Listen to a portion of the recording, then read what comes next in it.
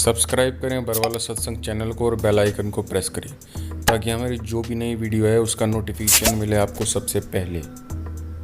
दोस्तों, सच्चा सद्गुरु कौन है? ये सवाल सुनने और पढ़ने में आसान लग रहा होगा, लेकिन हकीकत इसके बिल्कुल विपरीत है। सबसे पहले तो आपको ये बता देते हैं कि सद्गुरु कोई इतनी सस्ती व आसान वस्तु नहीं है जिसे हर कोई प्राप्त कर सके। सद्गुरु की शरण पाने के लिए देवता भी तरसते हैं, लेकिन वर्तमान समय में गुरुओं की भरमार है। देश दुनिया में भक्ति और भगवान के नाम से हजारों लाखों सद्गुरु बने बैठे हैं। अब ऐसे में सवाल यह उठता है कि सच्चा सद्गुरु कौन? अपने अपने धर्म पंथों में अपने अपने गुरुओं को सद्गुरु को सच्चा बता रहे हैं, लेकिन ये फैसला कैसे हो कि सच्चा कौन? दोस्तों, वीडियो अंत तक देखते जाइए, आप अपने आप ही फैसला कर लेंगे कि सच्चा सद्गुरु कौन है। तो सबसे पहले आपको हम ये बता देते हैं कि सच्चा सद्गुरु कौन होता है और मानव देहधारी प्राणियों को सद्गुरु की आवश्यकता क्यों होती है। सद्गुरु वह अनमोल खजाना होता है जिसे प्राप्त करके मानव हमेशा हमेशा के लिए अमर हो जाता है। सद्गुरु से मिलने के बाद अनेकों लाभ प्राप्त होते हैं, जैसे सद्गुरु मिलने के बाद मनुष्य के सर्व दुख दूर हो जाते हैं, हर प्रकार का रोग कष्ट नष्ट हो जाता है। सद्गुरु शरण ग्रहण करने के बाद मनुष्य सर्व सुखी हो जाता है। सद्गुरु ही है जो मोक्ष कराता है। सद्गुरु उम्र भी बढ़ा सकता है। सद्गुरु मुर्दे को जिंदा भी कर सकता है। सद्गुरु मिलने से मनुष्य का अंधविश्वास पाखंड खत्म हो जाता है। सभी प्रकार की बुराइयां दूर हो जाती हैं। सद्गुरु 84 लाख योनियों में से जाने से बचा लेता है। सतगुरु के ऐसे कितने गुण गाएं। कबीर साहब जी ने कहा है कि 7 समुद्र की मसी करूं, लेखनी करूं बन राय, धरती का कागज करूं, गुरु गुण लिखा न जाए। कहने का तात्पर्य है कि सतगुरु मिलने के बाद मनुष्य को अनेक लाभ होते हैं जिसकी महिमा भी नहीं की जा सकती। अब हम विचार ये करेंगे कि क्या हमारा गुरु सच्चा है तो आपको इस तरह से कोई लाभ प्राप्त हुआ है कि आपकी बुराइयां दूर हुई हैं, क्या आपको सुख मिला है? दोस्तों, आप हमें कमेंट बॉक्स में ज़रूर बताएं। दोस्तों, अब हम आपको बताएंगे कि सच्चे सद्गुरु की पहचान क्या होती है। वेदों, गीता आदि में पवित्र सद्ग्रंथों में प्रमाण मिलता है कि जब जब धर्म की हानि होती है व अधर्म की वृद्धि होती है तथा वर्तमान के नकली संत महंत गुरुओं द्वारा भक्ति मार्ग के स्वरूप को बिगाड़ दिया गया होता है, फिर परमेश्वर स्वयं आकर या अपने परम संत को भेजकर सच्चे ज्ञान के द्वारा धर्म की पुनः स्थापना करता है। और इसकी पहचान यह बताई है कि वर्तमान धर्म गुरु उसके विरोध में खड़े हो जाते हैं, राजा प्रजा को गुमराह करके उस पर अत्याचार करवाते हैं। सच्चे सद्गुरु की पहचान में कबीर साहब जी ने बताया है कि जो मम संत सत उपदेश दृढ़ावे, वाके संग सब राड़ बढ़ावे, अर्थात जो सच्चा सतगुरु होगा, जो सच्चे ज्ञान को देगा, उसके साथ सभी झगड़ा करेंगे। दूसरी पहचान है कि सच्चे सतगुरु को सभी धर्म ग्रंथों का ज्ञान होता है। गरीबदास जी अपनी वाणियों में कहते हैं कि सतगुरु के लक्षण कहूँ, मधुरे बैन विनोद, 4 वेद 6 शास्त्र कहें 18 बोध। अर्थात जो सतगुरु होगा उसको सभी शास्त्रों का, सभी धर्म ग्रंथों का, जितने भी दुनिया में सदग्रंथ हैं, सबका ज्ञान होता है। तीसरी पहचान बताई है कि सच्चा सद्गुरु एक दिन में 3 समय की साधना बताता है। इसका प्रमाण यजुर्वेद अध्याय 19 मंत्र 26 में प्रमाण मिलता है। चौथी पहचान बताई है कि जो सच्चा सद्गुरु होगा वो 3 प्रकार के मंत्रों को 3 बार में उपदेश करेगा। इसका विवरण गीता जी में भी है, कबीर सागर में भी है और वेदों में भी है। पांचवी पहचान बताई है जो कि सबसे महत्वपूर्ण है और बहुत ही आसान है, जिससे आप नकली और असली की पहचान कर सकते हैं। कबीर साहब जी बता रहे हैं, संतो सतगुरु मोय भावे, जो नैनन अलख लखावे, ढोलत डिगे न बोलत विसरे, सत उपदेश दृढ़ावे, आँखें न मूंदे कान न रूंदे, ना अनहद उलझावे, प्राण पूंज क्रियाओं से न्यारा, सहज समाधि बतावे। अर्थात जो सच्चा सद्गुरु होगा वो किसी भी प्रकार का कीर्तन, नाच गाना, मेडिटेशन, आंख बंद करवाना, कान बंद करवाना, श्वासों के द्वारा क्रियाएं करवाना, ये कुछ नहीं बताएगा। छठवीं पहचान बताई है कि सच्चा सद्गुरु वह होता है जो आपको 2 अक्षरों की जानकारी देता है। जय पंडित तू पढ़िया बिना दुई अक्षर दुई नामा, प्रणवत नानक एक लंघाए जे कर सच समावा। तो इधर गुरु नानक जी बता रहे हैं कि जो सच्चा सतगुरु होगा वो आपको 2 अक्षर की जानकारी देगा। कबीर साहब जी ने भी कहा है, कहें कबीर अक्षर 2 भाख, होगा खसम तो लेगा राख। ये भी सच्चे सतगुरु की पहचान बताई है। 7वीं पहचान बताई है कि जो गीता अध्याय 15 के पहले श्लोक में लिखा हुआ है, जो इस संसार रूपी उल्टे हुए वृक्ष की संपूर्ण जानकारी दे देगा, वह सच्चा सतगुरु है।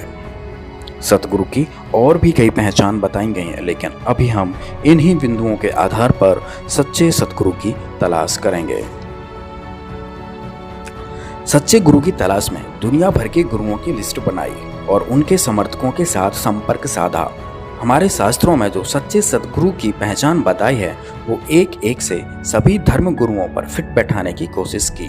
तो एक महापुरुष को छोड़कर सतगुरु की पहचान किसी पर भी फिट नहीं होती है। कोई मेडिटेशन करवाता है तो कोई नाच गाना करवा के भजन कीर्तन करवाता है, और इन गुरुओं में से कोई भी 3 बार की साधना नहीं बताता है और 3 बार में कोई मंत्र नहीं देता है। इन सभी धर्म गुरुओं का कोई भी जनता द्वारा ज्ञान का विरोध नहीं किया गया, और इनमें ऐसा कोई भी गुरु नहीं था जिसको 4 वेद, 6 शास्त्र, 18 पुराण, कुरान, बाइबल आदि सभी धर्म ग्रंथों का ज्ञान हो या ज्ञान खोला हो। और इनमें से ऐसा कोई भी नहीं था जिसको 2 अक्षर का भेद हो, जिसको 2 अक्षर की जानकारी हो। दूसरी तरफ सच्चे सतगुरु की पहचान में संत रामपाल जी महाराज पर एक एक पॉइंट सही फिट बैठा। तो आइए देखते हैं। तो सबसे पहला पॉइंट कि जो सच्चा सतगुरु होगा उसके साथ लोग झगड़ा करेंगे, उनके ज्ञान का विरोध करेंगे। तो संत रामपाल जी महाराज जी के साथ ही ऐसा हुआ है कि आज तक संत रामपाल जी महाराज के ज्ञान का विरोध हमेशा नकली संतों, महंतों के द्वारा होता आया है।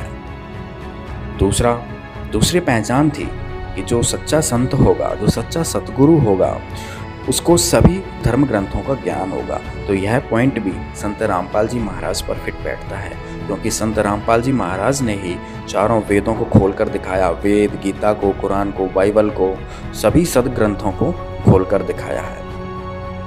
तीसरी पहचान कि संत रामपाल जी महाराज जी अपने साधकों को एक दिन में 3 बार की साधना बताते हैं।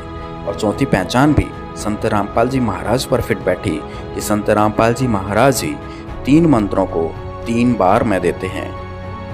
5वीं पहचान, संत रामपाल जी महाराज ना मेडिटेशन करवाते हैं, ना भजन कीर्तन, नाच गाना करवाते हैं, ना आँख कान बंद करवाते हैं, और ना भी किसी प्रकार की श्वास की क्रियाएं करवाते हैं। वो मंत्रों को देकर एक सहज समाधि, सहज भक्ति बताते हैं। 6वीं पहचान भी संत रामपाल जी महाराज पर सटीक बैठी कि संत रामपाल जी महाराज ने ही अपने साधकों को, अपने भक्तों को, दुनिया को बताया कि जिसके पास 2 अक्षर का मंत्र सतनाम नहीं है उसका मोक्ष नहीं हो सकता, क्योंकि सतनाम ही है जो मोक्ष में सहायक होता है। सतनाम के बाद फिर सार नाम व शब्द मिलता है।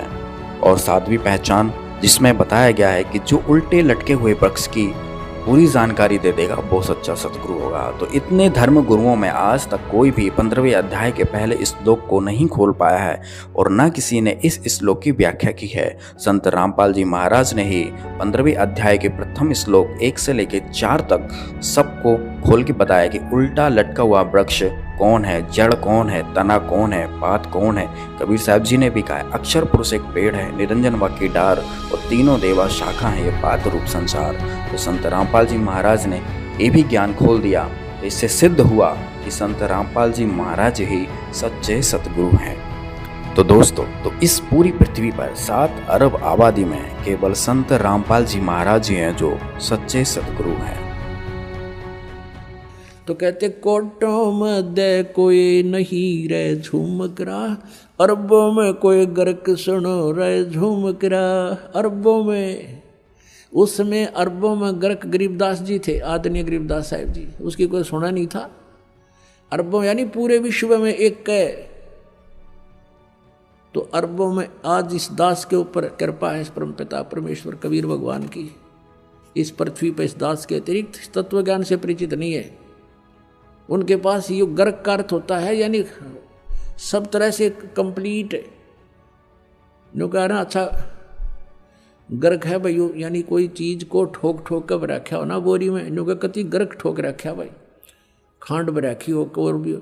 तो यानी वो चीज कहते हैं जिसके पास कंप्लीट इन ऑल रिस्पेक्ट, जैसे उसको आदेश भी हो, अर्यो ज्ञान हो, नाम देने का आदेश हो, अधिकार हो, तो ये सब सारे जो है ना फॉर्मेलिटी उसके ऊपर पूरी हो उसके पास, वो तो अरबों में एक पावेगा, अरबों में कोई ग्रक सुनो रहे छोड़ न। इस ज्ञान को सुनकर दास से ये चोर हो गए होंगे, एक दो चोर नाम देने लग भी जाएंगे तो उनसे कोई लाभ नहीं होना, क्योंकि वो अधिकारी नहीं है। अब जैसे पुण्यात्माओं, जब राजा परीक्षित को 7वें दिन सर्प ने डसना था और व्यास जी ने श्रीमद् सुधा सागर यानी श्रीमद् भागवत सुधा सागर का लेखन कार्य किया था, राइटर था उसका वो, उसने भी ये कह दिया था कि मैं अधिकारी नहीं हूं ये कथा सुनाने का। और वहाँ और भी जितने ऋषि महर्षि थे सब ने पल्ला झाड़ दिया कि नहीं, हम किसी के जीवन के साथ खिलवाड़ नहीं कर सकते। कारण क्या था कि 7वें दिन परिणाम आना था, तो सब ने पीछे हट गए। वो बुद्धिमान थे, ब्राह्मण थे कि नहीं, हम क्यों किसी के जीवन के साथ धोखा करें, हम अधिकारी नहीं हैं कि इसकी जीवन रक्षा कर सके, यानी इसको वो लाभ दे सकें जो इस कथा सुनाने से हो सकता है, पाठ से। तो सुखदेव जी बुलाए गए थे स्वर्ग से उन पांडवों की प्रार्थना से।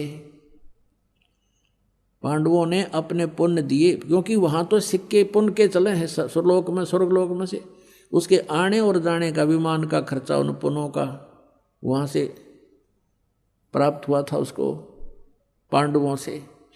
तो यहाँ आकर के उस कहते सुखदेव ने 7 दिन वो कथा सुनाई थी। उस समय ये कहाँ गए थे ब्राह्मण जो आज जगह जगह कथा करते फिरें, कहाँ गए थे ये संत जो आज जहाँ देखा वहीं संत और दुनिया ने गुमराह करें बैठे हैं। तो वो बुद्धिमान थे, समझदार थे, इसलिए उन्होंने ये रिस्क मोल नहीं लिया। और जितना लाभ उस कथा से होना था वो भी सुखदेव जी के मुखारविंद से उच्चारित होने से हुआ, क्योंकि जिसके पास कोई शब्द शक्ति होती है उसी के द्वारा दिए गए वचन से कुछ लाभ हो सकता है। अब जैसे एक कोई कार्य हो रहा था सड़क का, सड़क बना रहे थे, तो वहाँ एक आम व्यक्ति जाकर कहता है कि तुम ऐसा कर दो, वो नहीं कर रहे थे और अधिकारी के पास उन्होंने प्रार्थना की, अधिकारी ने आते कहा कि तुम ऐसा कर दो, तो उस अधिकारी के कहते उन वर्करों ने वैसे ही कर दिया, क्योंकि अधिकारी के वचन में शक्ति थी और उनके वचन में शक्ति नहीं। तो ऐसे ही परमात्मा से जो कनेक्टेड है, सरकार का जो व्यक्ति हो गया यानी जो उसका नौकर है, उससे ही आगे काम हो सकते हैं, आम व्यक्ति के कहने तो वो कार्य नहीं हो सकते, इतना समझ लेना। तो इस प्रकार हम अब जो कथा करते पढ़ते हैं, तो गरीबदास साहब ने कहा था ये पैसे ऊपर नाच सुनो रहा जो मकरा, इन्हें कथा से कोई लेना देना नहीं, पैसे चाहिए इनको।